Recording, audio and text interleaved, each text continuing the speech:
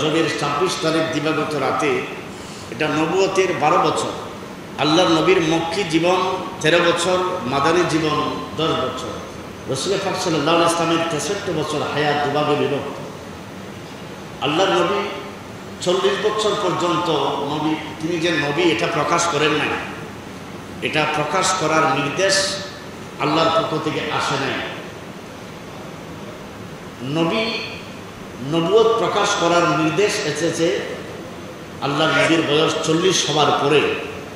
40-এর আগে তিনি নবী ছিলেন না এমন নয়, 40-এর আগে তিনি নবী ছিলেন। তিনি 40 বছর পূর্ণ হবার আগেও তিনি নবী ছিলেন, ছোটবেলায় নবী ছিলেন। শুধু তাই নয়, তিনি পৃথিবীতে এই দুনিয়াতে আসার আগেও নবী ছিলেন।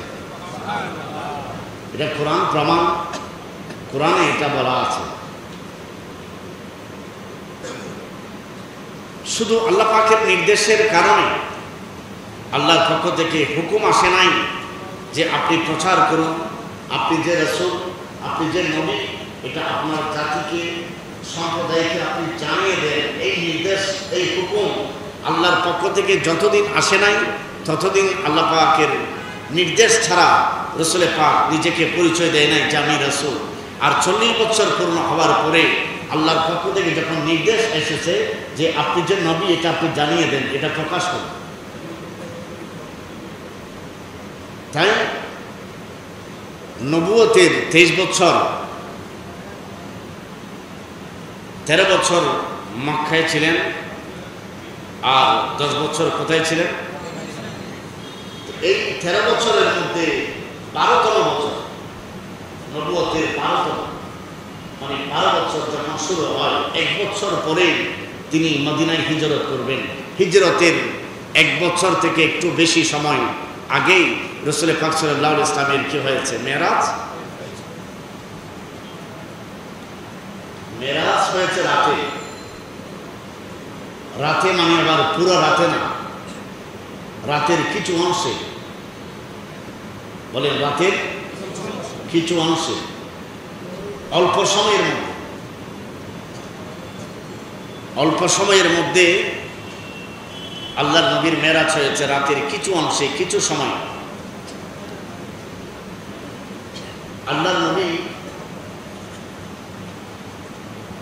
হযরতে উম্মে হানি বিনতে আবি তালিবের ঘরে আরাম করছিলেন। এমন সময় আল্লাহ পাক জিবরিল আমিনকে পাঠালেন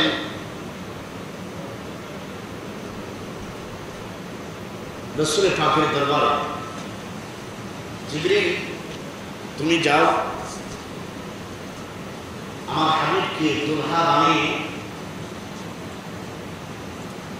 আমার মেহমান হিসেবে আমি এমন জায়গায় নিয়ে আসতে চাই যেখানে তুমি জিবরিল পর্যন্ত আসতে পারো না, যেখানে কোনো নবী যেতে পারে নাই, এমন জায়গায় এনে আমি আমার হাবিবকে দিদার দিয়ে আজকে ধন্য করব।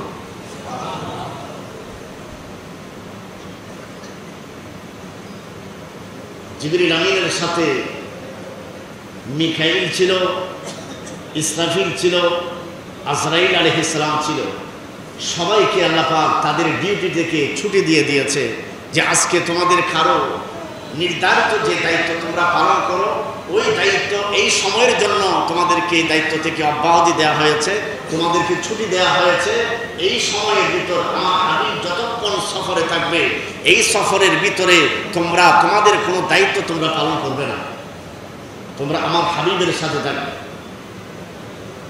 70,000 ফেরেশতার বিরাট একটা জামাত জিবরিল আমিন নিয়ে রাসূল পাকের দরবারে হাজির হলেন।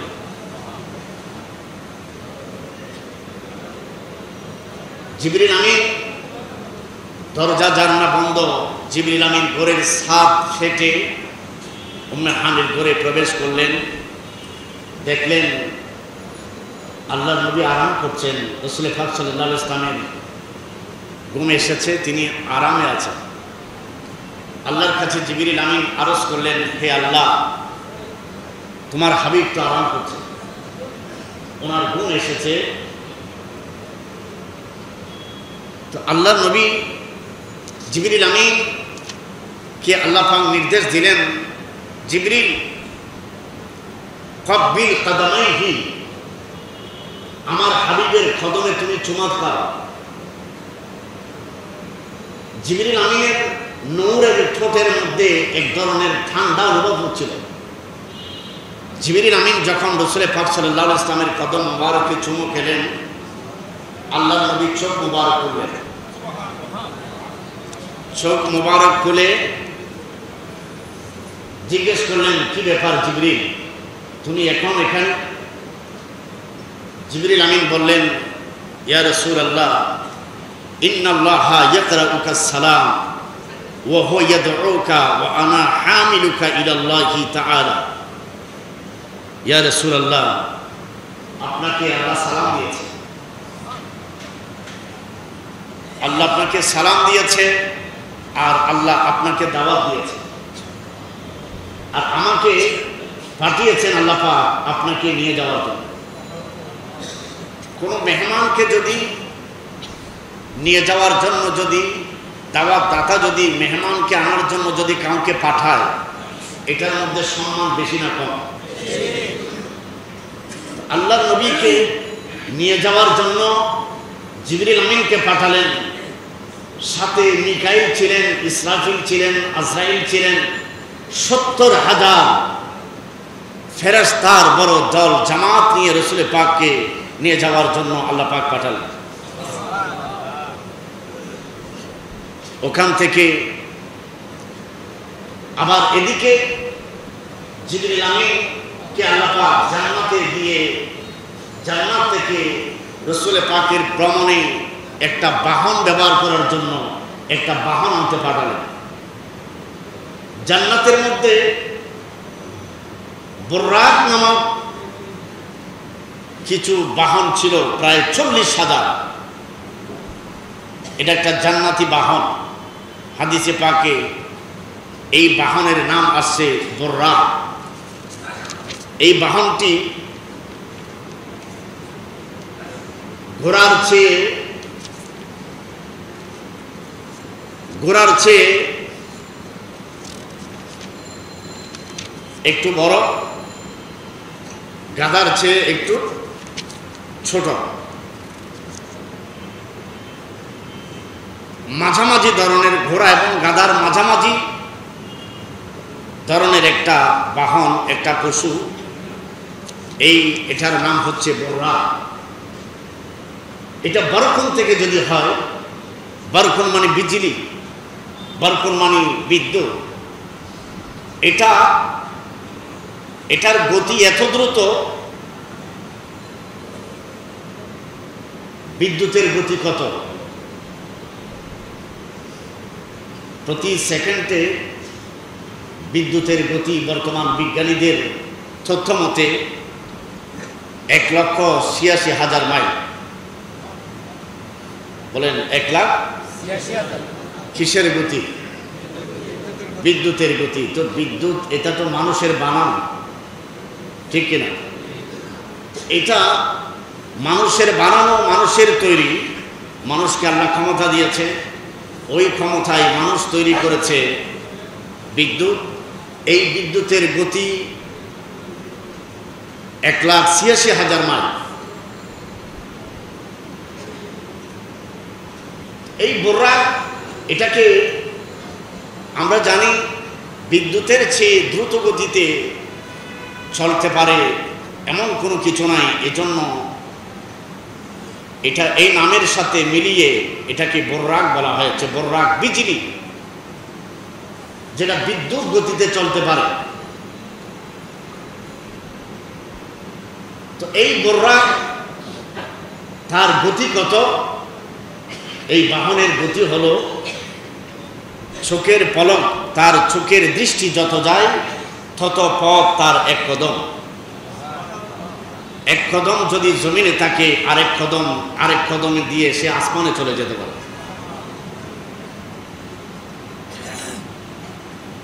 এই ৪০,০০০ বুররাক প্রস্তুত রাখা হয়েছিল জান্নাতে। জিবরিল আমিনকে আল্লাহ পাক পাঠালেন, জিবরিল ওখান থেকে একটা বোরাক নিয়ে এসো। জিবরিল জান্নাতে গিয়ে দেখলেন বোরাক প্রস্তুত, একটার চেয়ে একটা সুন্দর। এখন 40,000-এর ভিতর থেকে লাগবেটা একটা, কোনটা নেবে? তিনি চিন্তা করছে। তিনি এই 40,000 বোরাকের দিকে যখন দৃষ্টি দিলেন, দেখলেন একটার চেয়ে একটা সুন্দর, কোনটা নেবে? তিনি দেখছেন যে এই বোরাকগুলো খুব নাচানাচি করছে, খুশিতে আনন্দ। এই 40,000-এর ভিতরে একটা বোরাকতে দেখলেন ব্যতিক্রম, অন্যরকম। ওই বোরাকটি চোখের পানি ছেড়ে কান্না করছে। অন্যান্য বোরাকদেরকে দেখা গেল কান্না করছে, আনন্দিত, আর এই বোরাকটি খুব কান্না করছে। জিবরিল আমিন ওই বোরাকের দিকে দেখে জিজ্ঞেস করলেন, বোরাক, সমস্ত বোরাক 40,000-এর মধ্যে সবাই আনন্দ করছে, আর তুমি কান্না করছো, কারণ কি? ওই বোরাক জবাব দিল যে আমি শুধু আজকে কাঁদছি না, আমাকে আল্লাহ পাক সৃষ্টি করে এই জান্নাতে রাখার পর থেকে আমি কাঁদছি। শুধু দয়াল নবীর কদম যেন আমার উপর লাগে, এই জন্য আমি এইটার জন্য আল্লাহর কাছে শুধু কেঁদে কেঁদে দোয়া করছি। জিবরিল আমিন ওই বোরাকটি নিয়ে চলে আসলেন রাসূল পাকের মুহূর্তের মধ্যে জিবরিল আমিন আল্লাহর নবীর দরবারে হাজির হলেন। উম্মে হানি বিনতে আবি তালিবের ঘর থেকে রাসূল পাককে খানায় খাবার পাশে নিয়ে যাওয়া হলো। ওখানে জিবরিল আমিন আল্লাহর নবীর বক্ষ বিদারণ করলেন, সিনা মুবারক ফেটে অপারেশন করলেন, জমজমের পানি দিয়ে এই বক্ষ মুবারক ধৌত করলেন। ইমান, হিকমত, আল্লাহ পাকের দেওয়া এই রহস্যগুলো, নূরগুলো রাসূল পাক সাল্লাল্লাহু আলাইহি ওয়াসাল্লামের সিনার মধ্যে একেবারে পরিপূর্ণ করে দেওয়া হয়েছে। আল্লাহর নবীর জীবনে রাসূল পাক সাল্লাল্লাহু আলাইহি ওয়াসাল্লামের বক্ষ মুবারক 4 বার বিদারণ করা হয়েছে। কয়বার? 4 বার। এই 4 বার যে রাসূল পাকের বক্ষ বিদারণ হয়েছে, 4 বারের মধ্যে একবারেও রাসূল পাকের সিনার ভিতর থেকে এক ফোঁটা রক্ত বের হয়নি। তিনি বলতেও পারেন। বর্তমান ডাক্তাররা অপারেশন করলে আগে পুরো বডিটা কি করে ফেলে? অবশ করে ফেলে, অজ্ঞান করে ফেলে, ঠিক কিনা? অবশ করে ফেলে, অজ্ঞান করার পরে অপারেশন করে। তো জিবরিল আমিন তো কোনো এই ধরনের কিছু ব্যবহার করে নাই। জিবরিল কি করছে? রাসূল পাক সাল্লাল্লাহু আলাইহি ওয়াসাল্লাম চোখ মোবারক দিয়ে নিজে দেখে তাকিয়ে আছে।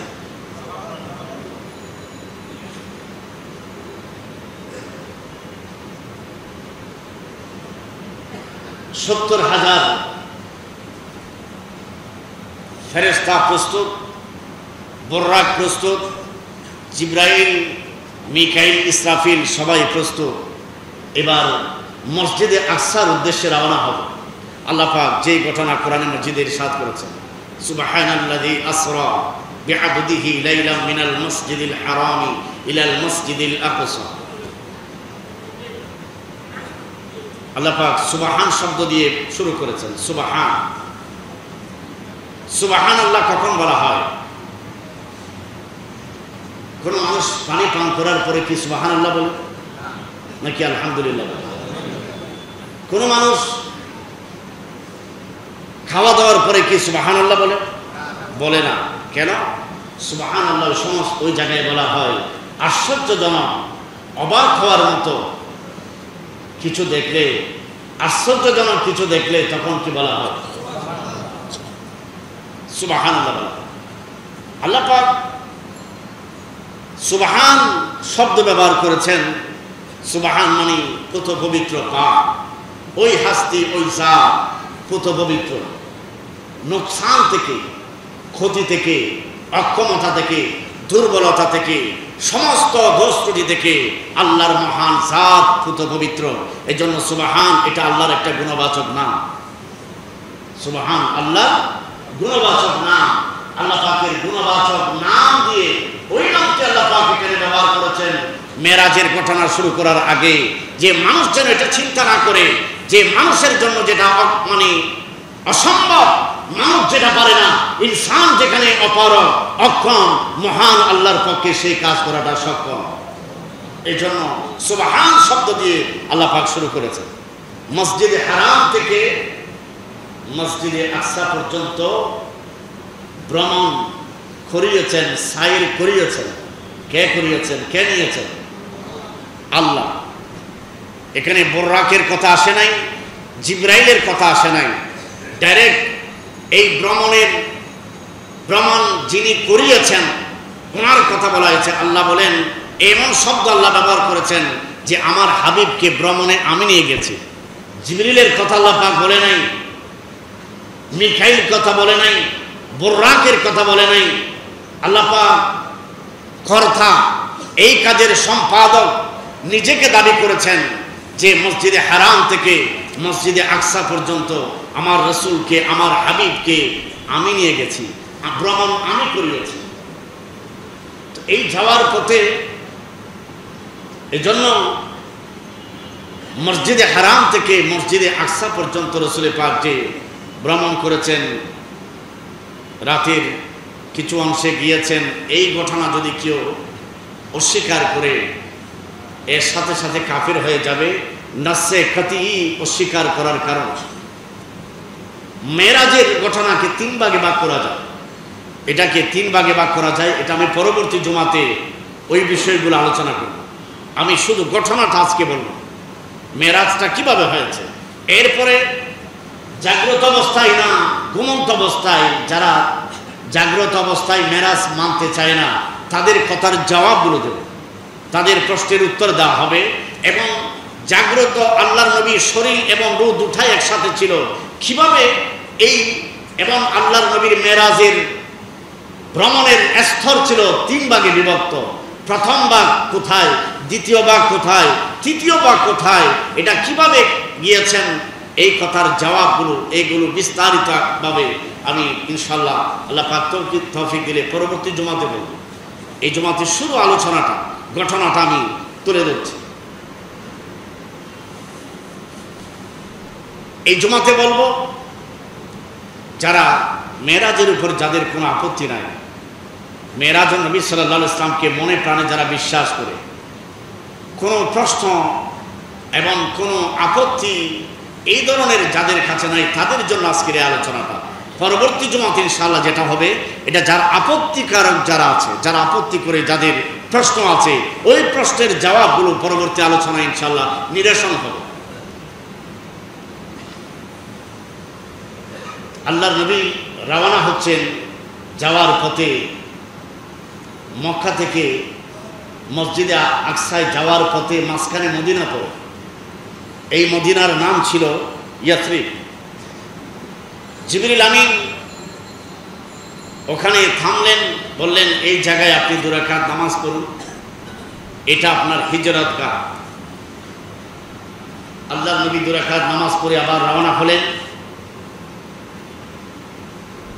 উপর দিয়ে যাচ্ছেন, রাসূল পাক সাল্লাল্লাহু আলাইহি ওয়াসাল্লামের একেবারে স্পষ্ট হাদিস, সহিহ হাদিস, আল্লাহর নবী ইরশাদ করেন, রাআইতু মূসা ফি কবরিহি ইউসাল্লি কায়িমা। এক হাদিসে আসছে, লাইলাতা উসরিয়া বি, আমার মেরাজের রাতে আমি মূসাকে দেখেছি, তিনি তার কবরে দাঁড়িয়ে আছে, দাঁড়িয়ে নামাজ পড়তেছেন। মূসা আলাইহিস সালাম কবরে দাঁড়িয়ে দাঁড়িয়ে নামাজ পড়তেছে। এটা রাসূল পাক সাল্লাল্লাহু আলাইহি ওয়াসাল্লাম উপর থেকে, বুরাকের উপর থেকে দেখলেন।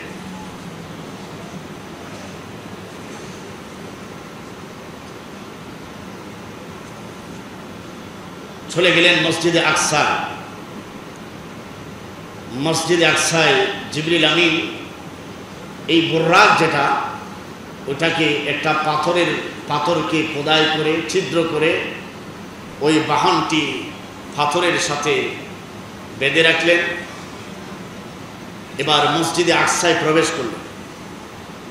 রাসূল পাক সাল্লাল্লাহু আলাইহি সাল্লাম ওখানে যাওয়ার আগে থেকে আদম আলাইহিস সালাম থেকে শুরু করে ঈসা আলাইহিস সালাম পর্যন্ত সমস্ত নবী রাসূল ওখানে আগে থেকে প্রস্তুত আছে, ওখানে হাজির আছে। সমস্ত নবীদের রূহ এগুলো রূহে মেসালি, ওই রূহের একটা আকৃতি দেওয়া হয়েছে। আল্লাহ পাক ওই রূহের আকৃতি দিয়ে সমস্ত নবী রাসূলদেরকে মসজিদে আকসায় আল্লাহ পাক পাঠালেন। আল্লাহ নবী ওখানে প্রবেশ করলেন। আম্বিয়া কিরাম তাকে মোবারকবাদ জানালেন, স্বাগতম জানালেন, তাকে ইস্তেকবালই দিলেন। আল্লাহ নবী ইমামতে দাঁড়ালেন। আদম আলাইহিস সালাম থেকে শুরু করে ঈসা আলাইহিস সালাম পর্যন্ত সমস্ত নবী রাসূল যারা উপস্থিত ছিলেন, হাদিসে পাকে আম্বিয়া কিরাম উপস্থিতির কথা অসংখ্য হাদিসে বলা আছে। ওখানে 2 রাকাত নামাজ আদায় করলেন। আল্লাহর নবী ইমাম ছিলেন, নবীগণ কি ছিলেন? মুক্তাদি ছিলেন। নবীগণ আল্লাহর নবীর পিছনে নামাজ আদায় করেছেন।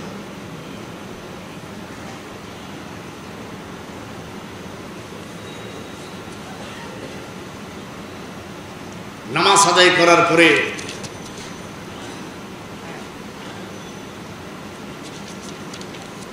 রাসূল পাক সাল্লাল্লাহু আলাইহি ওয়াসাল্লাম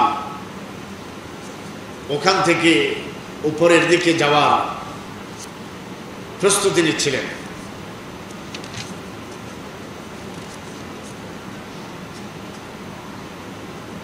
এর আগে আল্লাহ নবী রাসূল পাক নামাজ আদায়ের পরে এই জন্য ইমামুল আম্বিয়া বলা হয়।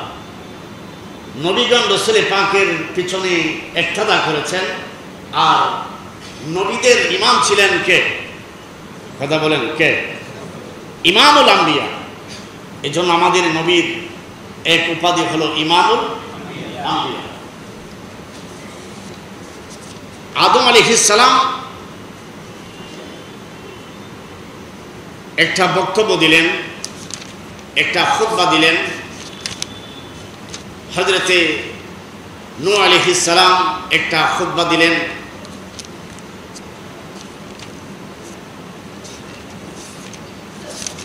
হযরতে ইব্রাহিম আলাইহিস সালাম খুতবা দিলেন। হযরতে মূসা আলাইহিস সালাম খুতবা দিলেন। মূসা আলাইহিস সালাম খুতবা দিলেন, আলহামদুলিল্লাহিল্লাযী কাল্লামানি তাকলিমা ফাসতাফানি ওয়া আনজালা আলাইয়া তাওরা ওয়া জাআলা হালাকা ফিরআউনা ওয়া নাজাতা বনি ইসরাঈল আলা ইয়াদি ওয়া জাআলা মিন উম্মতি কওমান ইয়াহদুনা বিল হক ওয়া বিহি ইয়াদিলুন। এই খুতবাটি দিয়েছিলেন মূসা আলাইহিস সালাম। এটি হাদিসে পাকে এসেছে। ইব্রাহিম আলাইহিস সালাম খুতবা দিয়েছিলেন, ঈসা আলাইহিস সালাম খুতবা দিয়েছেন, সুলাইমান আলাইহিস সালাম খুতবা দিয়েছেন। এইভাবে প্রত্যেক নবী যারা উল্লেখযোগ্য নবীদের মধ্যে উলুল আজম আম্বিয়া কিরামদের মধ্যে ফজিলতের দিক থেকে একটা স্তর আছে। মাকামে নবুয়তের মধ্যে, মাকামে রিসালাতের মধ্যে সবাই সমান, কিন্তু তাদের মধ্যে আবার মর্যাদার দিক থেকে উপরে নিচে আছে। তো এই মর্যাদার দিক থেকে সমস্ত নবীদের মধ্যে যাদের বেশি মর্যাদা তাদেরকে বলা হয় উলুল আজম। এই উলুল আজম নবীর সংখ্যা হলো 5 জন। এই 5 জনের মধ্যে আবার সবার উপরে যার মর্যাদা তিনি হচ্ছেন আমাদের নবী। উপরের দিকে রওনা হলেন। প্রথম আসমানে গিয়ে পৌঁছলেন তো জিবরিল আমিন বললেন, ক্বালা জিবরিল লিখাজিনিস সামা ইফতাহ। ক্বালা মান হাযা? ক্বালা হাযা জিবরিল। ক্বালা হাল মা'আকা আহাদুন? ক্বালা না'আম মা'ইয়া মুহাম্মাদুন সাল্লাল্লাহু আলাইহি ওয়াসাল্লাম। এই হাদিসটি মিশকাত শরীফে আছে। প্রথম আসমানের গেটে যে ফেরেশতা ছিল, জিবরিল আমিন করাঘাত করার পরে জিজ্ঞেস করলেন কে? তিনি বললেন জিবরিল। সাথে কে? মুহাম্মদ সাল্লাল্লাহু আলাইহি ওয়াসাল্লাম। গেট খুলে দিলেন, দরজা খুলে দিলেন। সেখানে প্রথম আসমানে প্রবেশের পরে দেখা হয় হযরতে আদম আলাইহিস সালামের সাথে। আল্লাহর নবী বলেন, হাদিসে পাকে আছে, রাজুলুন কাঈদুন আলা ইয়ামিনিহি আসবিদা ওয়া আলা ইয়াসারিহি আসবিদা ওয়া ইযা নাযারা কিবালা ইয়ামিনিহি দাহিকা ওয়া ইযা নাযারা কিবালা শিমালিহি বাকা। আল্লাহর নবীর দেখা হয় আদম আলাইহিস সালামের সাথে। তো আদম আলাইহিস সালামের ডানে বামে কিছু, ওনার কাঁধের উপরে কিছু ছোট ছোট সূরা দৃশ্যমান, মানুষের রূহের মতো, রূহ সূরাত আকারে দেখা যাচ্ছে। আদম আলাইহিস সালাম যখন ডান দিকে ফিরে খুশি হন, আবার যখন বাম দিকে ফিরে তিনি কান্না করেন। তো জিবরিল আমিন রাসূল পাককে এটা পরিষ্কার করে দিলেন যে এরা আদম আলাইহিস সালামের সন্তান।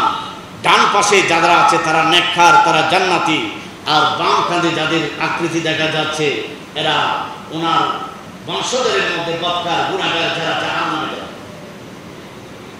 এই জন্য ওনার সন্তানদের মধ্যে যারা নেককার তাদেরকে দেখে তিনি খুশি হন, আর যারা বদকার তাদেরকে দেখে তিনি কাঁদেন। আদম আলাইহিস সালামের সাথে এখানে আবার কথাবার্তা কুশল বিনিময় হয়। সেখান থেকে রওনা হয়, চলে যায় দ্বিতীয় আসমানে।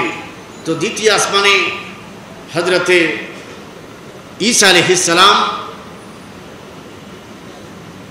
হযরতে ইয়াহইয়া আলাইহিস সালামের সাথে দেখা হয়। এর উপরে চলে যান তৃতীয় আসমানে, ওখানে হযরতে ইউনূস আলাইহিস সালামের সাথে দেখা হয়। কথাবার্তার পরে সেখান চতুর্থ আসমানে চলে যায়, ওখানে হযরতে ইদ্রিস আলাইহিস সালামের সাথে দেখা হয়। পঞ্চম আসমানে হযরতে হারুন আলাইহিস সালামের সাথে দেখা হয়। ষষ্ঠ আসমানে হযরতে মূসা আলাইহিস সালামের সাথে দেখা হয়। সপ্তম আসমানে গিয়ে হযরতে ইব্রাহিম আলাইহিস সালামের সাথে সাক্ষাৎ হয়। সপ্তম আসমানের উপরে যেতে যেতে চলে যায় সিদরাতুল মুনতাহা নামক একটা জায়গা আছে ওখানে। এই সিদরাতুল মুনতাহা এটা সৃষ্টি জগতের শেষ জায়গা। এরপরে আর কোনো মাকাম বলতে, জায়গা বলতে নাই। এজন্য বুঝার জন্য ওই জায়গাগুলোকে বলা হয় লা মাকান, কোনো মকান নাই। এর উপরে সিদরাতুল মুনতাহা উপরে যাওয়ার শেষ ঠিকানা। এর উপরে যাওয়ার আর কোনো জায়গা নাই। এর উপরে সৃষ্টি বলতে কিছু নাই, এই জন্য এটাকে বলা হয় লা মাকান। জিবরিল আমিন, এটা হাদিসের আলোকে বলছি আমি, প্রত্যেকটা কথার পিছনে হাদিস আছে। আমি হাদিস ইবারত করছি না সময় স্বল্পতার কারণে। জিবরিল এই সিদরাতুল মুনতাহায় গিয়ে তিনি থেমে যান, অপারগতা প্রকাশ করেন, ইয়া রাসূলুল্লাহ আমি আর যেতে পারবো না, আমার যাওয়ার ক্ষমতা শেষ। হাদিসে আছে জিবরিল আমিন বলেছে, ইয়া রাসূলুল্লাহ আমি যদি আর এক চুল পরিমাণ সামনের দিকে যদি অগ্রসর হই, আল্লাহর নূরের তাজাল্লিতে আমি জ্বলে পুড়ে ছাই হয়ে যাব।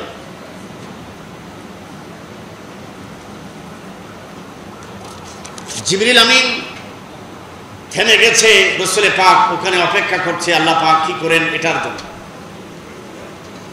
আল্লাহ নবী জিবরিলকে জিজ্ঞেস করছে, ইয়া জিবরাইল হাল্লাকা হাজাতুন ইলা রাব্বিক, তোমার কি কোনো কিছু চাওয়ার আছে তোমার রবের কাছে? কিছু আমি পৌঁছে দিব, তোমার কি চাওয়ার আছে বলো, তোমার কি আবেদন আছে? কোনো আবেদন থাকলে বলো, আমি আল্লাহর কাছে ওই আবেদন তোমার পক্ষ থেকে পেশ করব। জিবরিল আমিন বললেন, ইয়া রাসূলুল্লাহ আমার আবেদন আছে একটাই, যে আবেদন হলো কিয়ামতের দিন আপনার উম্মতের মধ্যে যারা গুনাহগার, আপনার উম্মত যারা পুলসিরাত পার হতে পারবে না, আপনি শাফাআত করবেন, আমি আমার নূরের ডানার উপর দিয়ে তাদেরকে পুলসিরাত পার করে দেব। আমি এই অনুমতিটা আল্লাহর পক্ষে, আল্লাহর দরবারে এটা কবুল করাতে চাই। আল্লাহ পাক যেন আমাকে কিয়ামতের দিন এই সুযোগটা দান করে আপনার উম্মতের পক্ষে, আপনার গুনাহগার উম্মতকে ফুলসিরাত পারের সময় যেন হেল্প করতে পারি, সাহায্য করতে পারি, সহযোগিতা করতে পারি। আমি যেন তাদের সেবা করার, এই খেদমতটা করার সুযোগটা যেন আল্লাহ পাক আমাকে দান করে, এটা আমার কাছে চাওয়া আল্লাহর কাছে। এটা আপনি আমার পক্ষ থেকে আল্লাহর দরবারে ফরিয়াদ করবেন। জিবরিল আমিনকে বললেন, ঠিক আছে, তোমার এই আবেদন আমি আল্লাহর কাছে পৌঁছাবো। আশা করি আল্লাহ পাক তোমাকে এই সুযোগ কিয়ামতের দিন দান করবে। এবার আল্লাহর পক্ষ থেকে কোনো মাধ্যম ছাড়া এখানে ওয়াসাইলের, ওসিলার যত মাধ্যমের যত ব্যবস্থা আছে, সমস্ত মাধ্যমের কাজ শেষ। এবার আল্লাহ পাকের ইচ্ছায় এই জন্য মেরাজের আলোচনা কোরআনে মজিদে 3 জায়গায় এসেছে। সূরা বনী ইসরাইলে এসেছে, এরপরে সূরা নাজমে এসেছে। সুম্মা দানা ফাতাদাল্লা ফাকানা কাবা কাউসাইনি আও আদনা।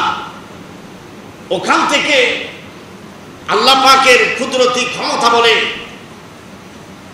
আরো কাছে, আরো কাছে, আরো কাছে কাবা কাউসাইন নামক যে 2 ধনুকের মাঝে যেভাবে একটা ধনুক আর একটা ধনুকের সাথে মিলে যায় একেবারে, আল্লাহ পাকের এত কুরবত, এত নৈকট্য, এত কাছে। আল্লাহ পাকের আকার নাই আর রাসূলে পাকের আকার আছে। আল্লাহ পাক হচ্ছে খালেক আর রাসূলে পাক হচ্ছে মাখলুক। এইদিকে মাবুদ আর এইদিকে আব আর মাবুদ, কুরবতটা, নৈকট্যতা এভাবে হলো এত কাছে। এখানে মাখলুক বুঝার কোনো ক্ষমতা রাখে নাই। আল্লাহ পাক তার খাস বান্দাকে কি কুরবত, কি নৈকট্য দান করেছেন।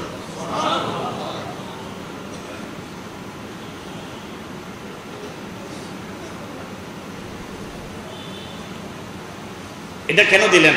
এটার প্রয়োজন কি ছিল? আল্লাহ পাক তো এই জমিনে, পৃথিবীতে রাসূলের পাকের সাথে কথা বলতো, কোরআন আসতো, ওহী আল্লাহর কালাম। ওহী নাযিলের 7টি পদ্ধতি আছে। শুধু জিবরিলের মাধ্যমে ওহী আসতো এটা না, স্বপ্নযোগে নবীদের কাছে ওহী আসে, ঘণ্টাধ্বনির মতো আওয়াজ দিয়ে ওহী আসে, ইসরাফিল আলাইহিস সালামের মাধ্যমে ওহী আসে। ওহী নাযিলের পদ্ধতি 7টি ছিল। 7 পদ্ধতিতে আল্লাহর পক্ষ থেকে নবীর কাছে ওহী আসে। কিন্তু এরপরেও এটা কেন দরকার ছিল? হ্যাঁ, এই দরকারের পিছনে বহু হিকমত ছিল। আল্লাহ এই হিকমতগুলো উলামায়ে কিরাম যার যার মতো, যাকে আল্লাহ পাক যতটুকু ইলমের জগতে সামর্থ্য দিয়েছেন এগুলো বলেছেন। তো আল্লাহর সাথে কথা হয়েছে, কালাম হয়েছে, যা বলার হয়েছে। আল্লাহর নবী আল্লাহর দরবারে যাওয়ার পরে কি পেশ করেছেন? আল্লাহ পাকের দরবারে কি আল্লাহ পাক, আল্লাহর হাবিব পেশ করেছেন আত্তাহিয়াতু লিল্লাহি ওয়াস সালাওয়াতু ওয়াত তাইয়্যিবাত। এই 3টি জিনিস আল্লাহর নবী আল্লাহর কাছে পেশ করেছেন। তাহিয়াত, সালাওয়াত এবং তাইয়্যিবাত, এই 3টি জিনিস আল্লাহর দরবারে তার হাবিব পেশ করেছেন। জবানে যত প্রশংসা আছে এবং দৈহিক ইবাদত, জবানি ইবাদত, এই সব ইবাদত আল্লাহর জন্যে। আল্লাহ রাব্বুল আলামিন তার হাবিবকে লামকানে দুলহা বানিয়ে, মেহমান বানিয়ে সালাম পেশ করেছেন। আসসালামু আলাইকা আইয়ুহান নাবিয়্যু ওয়া রাহমাতুল্লাহি ওয়া বারাকাতুহু। আল্লাহ রাব্বুল আলামিন তার হাবিবকে 3টি জিনিস পেশ করলেন, 3টি জিনিস দিলেন। হাবিব, আপনার উপরে সালাম, আল্লাহর রহমত এবং আল্লাহর পক্ষ থেকে বরকত আপনার উপরে নাজিল হোক। 3টি জিনিস আল্লাহর হাবিবকে আল্লাহ পাক দিয়েছেন। আল্লাহর নবী এই 3টি জিনিসের মধ্যে নিজের সাথে গুনাহগার উম্মতকে শামিল করে নিয়েছেন। আসসালামু আলাইনা ওয়া আলা ইবাদিল্লাহিস সালিহিন। কোন উম্মতকে বাদ রাখে নাই, উম্মতকে শামিল রেখেছেন যে আমাদের উপরে এখানে আলাইনার ভিতরে গুনাহগার উম্মতকে শামিল করেছেন, আবার এখান থেকে খাস করেছেন ইবাদিল্লাহ, আল্লাহর সব বান্দা যারা আছে তাদেরকে। সুবহানাল্লাহ। এইভাবে আদান প্রদানের পরে, কালামের পরে, কথাবার্তার পরে আল্লাহর নবী আল্লাহর হাবিবের আল্লাহর দরবার থেকে আল্লাহর নবী আল্লাহর হাবিব চলে আসবেন পৃথিবীতে। আল্লাহর নবীকে দিয়ে ধন্য করেছেন এই পৃথিবীতে। আল্লাহর নবীর অত্যন্ত আপনজন যারা, তারা হলো আল্লাহর হাবিবের উম্মত। হাবিব আপনি চলে যাবেন, আপনার উম্মত তাকিয়ে আছে আপনার দিকে, আপনি খিনিয়ে যাচ্ছেন সেটা পাওয়ার জন্যে। যান, আপনার উম্মতের জন্যে আমি দৈনিক 50 ওয়াক্ত নামাজ ফরজ করে দিলাম। এটা একদিকে হবে ইবাদত, আরেক দিকে হবে আমি আল্লাহর পক্ষ থেকে আপনার উম্মতের জন্য তোহফা। একদিকে হবে আল্লাহর ইবাদত, আরেক দিকে হবে তোহফা, উপহার। এটা উপঢৌকন, উপহার, তোহফা। একদিকে ইবাদত, আবার অন্যদিকে হবে আল্লাহর পক্ষ থেকে তোহফা। এই তোহফা আল্লাহর হাবিবের উসিলায় আল্লাহ পাক উম্মতে মুহাম্মাদের জন্য দিয়েছেন। কত ওয়াক্ত তোহফা বলেন না, কত? এই তোহফা নিয়ে আল্লাহর হাবিব পৃথিবীর জমিনের উদ্দেশ্যে রওনা হবেন।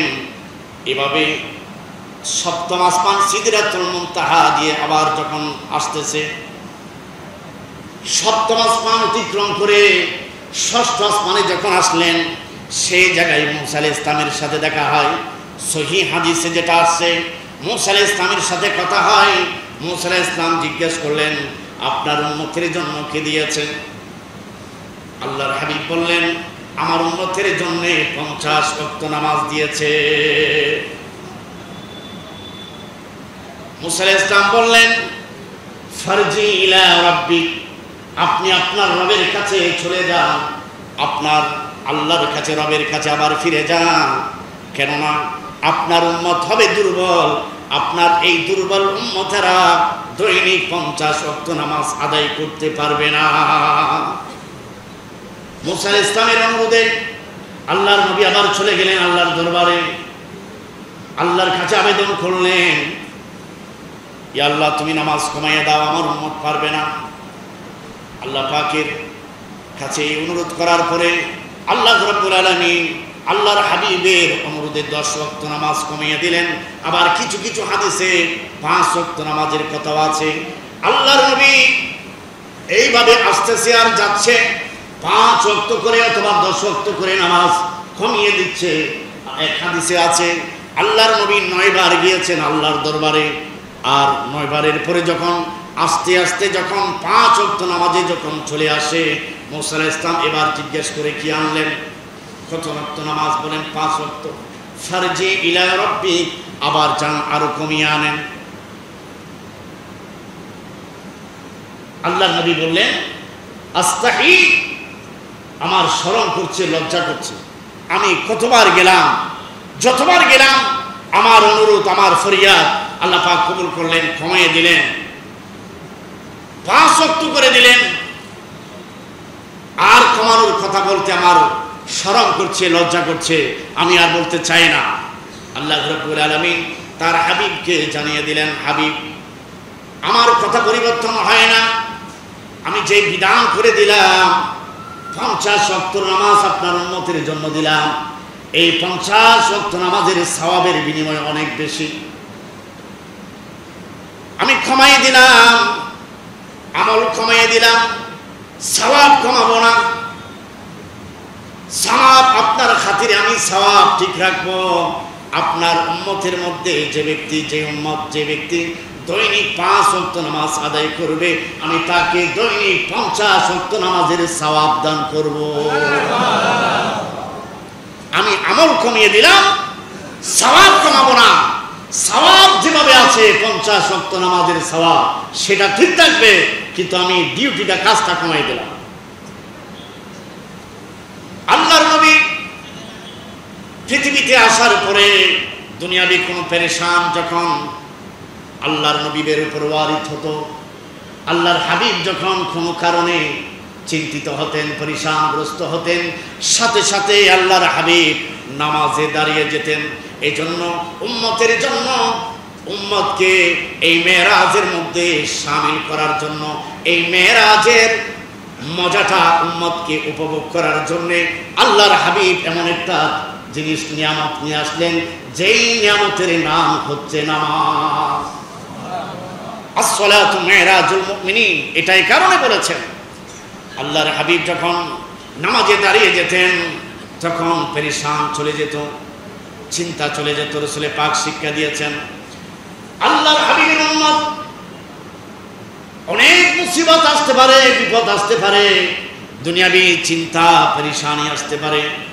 আল্লাহর হাবিবের শিক্ষা, ওই চিন্তিত ব্যক্তি, পরেশানগ্রস্ত, বিপদগ্রস্ত ব্যক্তি যদি বিপদ আসার পরে, পেরেশানি আসার পরে, চিন্তা টেনশন আসার পরে যদি আল্লাহর সামনে যদি দাঁড়িয়ে যায়, 2 রাকাত যদি নফল নামাজ আদায় করে, আল্লাহ পাক তার পেরেশান থেকে, তাকে পেরেশানি থেকে মুক্তি দান করবে। তার বিপদ নিরসনের জন্য আল্লাহ পাক তাকে সাহায্য করবে, বিপদ থেকে উদ্ধার করার জন্য আল্লাহ পাক সাহায্য করবে। এটা এমন একটা মাধ্যম নামাজ, যেই নামাজের মজা পৃথিবীর অন্য আল্লাহ পাকের যত ইবাদত আছে, অন্য ইবাদতের মজা আলাদা, এই নামাজের মজা আলাদা। যেহেতু মজাটা আমরা পাই না, এই জন্য আমরা বুঝতে পারি না। ওই মজা পাওয়ার মতো যদি আমরা চলে, ওই মজা যদি আমরা পাইতাম, তাহলে নামাজ আমরা আরো বেশি করতাম। শুধু 5 ওয়াক্তের ভিতরে আমরা সীমাবদ্ধ থাকতাম না। 5 ওয়াক্ত এটা তো ফরজ, এটা তো করতে হবে, এটা তো কারোর জন্য মাপ নাই, এটা অবশ্যই করতে হবে। কিন্তু আল্লাহ পাকের নৈকট্য লাভের জন্য, কুরবত হাসিলের জন্য, আল্লাহ পাকের সান্নিধ্য লাভের জন্য এটার পাশাপাশি সামর্থ্য অনুযায়ী আরো কিছু নফল নামাজ পড়ার কি করতে হবে? অভ্যাস করতে হবে, চর্চা করতে হবে। আল্লাহ রাব্বুল আলামিন আমাদেরকে 5 ওয়াক্ত নামাজ যথাযথভাবে আদায় করার তৌফিক দান করুন। আল্লাহর নবীর মেরাজ এটা শ্রেষ্ঠ, রাসূল পাকের একটা অন্যতম মুজিজা, শ্রেষ্ঠ মুজিজা। কোরআনের পরে আল্লাহর নবীর সর্বশ্রেষ্ঠ মুজিজা যেটা, সেটা হচ্ছে আল্লাহর কোরআন। এই কোরআনের পরে দ্বিতীয় নম্বর যেটা, শ্রেষ্ঠত্বর দিক থেকে দ্বিতীয় নম্বর যে মুজিজা, সেটা হচ্ছে মেরাজ। এই মেরাজের মধ্যে, মেরাজের ভিতরে উম্মতের জন্য শ্রেষ্ঠ যে উপহার, এই শ্রেষ্ঠ উপহারের নাম হলো কি? একটু বলেন না কি? এই নামাজকে যদি আমরা অবহেলা করি, এটা আল্লাহর উপহারকে, আল্লাহ পাকের পক্ষ থেকে দেয়া উপহারকে এটা অবহেলা করা হবে। উপহার দাতা যত বড় হয়, ওনার উপহারের মর্যাদাটাও তত বেশি হয়। যিনি কুল কায়নাতের স্রষ্টা, দুনিয়া আখিরাতের স্রষ্টা, আসমান জমিনের স্রষ্টা, সমগ্র সৃষ্টি জগতের স্রষ্টা মহান আল্লাহ, ওনার পক্ষ থেকে যে উপহার উম্মত আমরা পেয়েছি, এটা কি সাধারণ উপহার? এই উপহারের গুরুত্ব অনেক বেশি। এই উপহার আদায় করার জন্য, এই উপহার আল্লাহর দরবারে এটা গ্রহণ করে শুকরিয়া আদায়ের জন্য এই নামাজের ব্যবস্থা আল্লাহ পাক করে দিয়েছেন। এই নামাজ পড়ার জন্য আল্লাহ পাক আমাদেরকে একত্রিত হয়ে ঐক্যবদ্ধভাবে নামাজ আদায় করার জন্য একটা জান্নাতি পরিবেশ তৈরি করে দিলেন। আর এই জান্নাতি পরিবেশের নাম হচ্ছে মসজিদ। বলেন কি? মসজিদ। আল্লাহর হাবিব এই মসজিদকে পৃথিবীর অন্যান্য জায়গা থেকে আলাদা করে দিলেন। এই মসজিদের মর্যাদার সাথে পৃথিবীর অন্য কোনো জায়গার সাথে, এটা যত দামি জায়গা হোক, যত মূল্যবান জায়গা হোক, যত বড় টাওয়ার হোক, যত বড় দামি জায়গা হোক, মসজিদের যখন একটা জায়গা হয়ে যায়, ওই মসজিদের জায়গার সাথে পৃথিবীর অন্য কোনো জায়গার সাথে, শহরের সাথে, প্রাসাদের সাথে, কিছুর সাথে মসজিদের সাথে তুলনা হয় না। এই মসজিদগুলো ধ্বংস হবে না, এগুলো কিয়ামতের দিন আল্লাহর দরবারে হাজির হবে। আল্লাহ পাক এগুলাকে কথা বলার শক্তি দেবে। যেখানে আমরা সাজদা করছি, এই সাজদা করার জায়গাগুলো আল্লাহর দরবারে সাক্ষী দেবে, সাক্ষ্য দেবে। এই মসজিদ পুনর্নির্মাণের কাজ চলছে, আপনাদের অনেক সহযোগিতা আছে, আপনাদেরকে ধন্যবাদ জানাই। মোবারকবাদ জানাই, কিন্তু আপনাদের সহযোগিতার হাত আরো মুক্ত করার জন্য, আরো ব্যাপক করার জন্য আমি অনুরোধ করব, আপনারা রাজি আছেন তো? একটু বলেন না, রাজি আছেন তো? তো আল্লাহর ঘরে কি একটু হাত তুলে বললে কি ফেরেশতারা সাক্ষ্য দেবে না? একটু আমরা হাত তুলে বলি, সহযোগিতা করতে পারবো কিনা? আমরা সবাই এক আওয়াজে বলি, পারবো কিনা? আল্লাহ রাব্বুল আলামিন আমাদের সবাইকে ঐক্যবদ্ধভাবে এই মসজিদের পুনর্নির্মাণ কাজে সহযোগিতা করার তৌফিক দান করুন।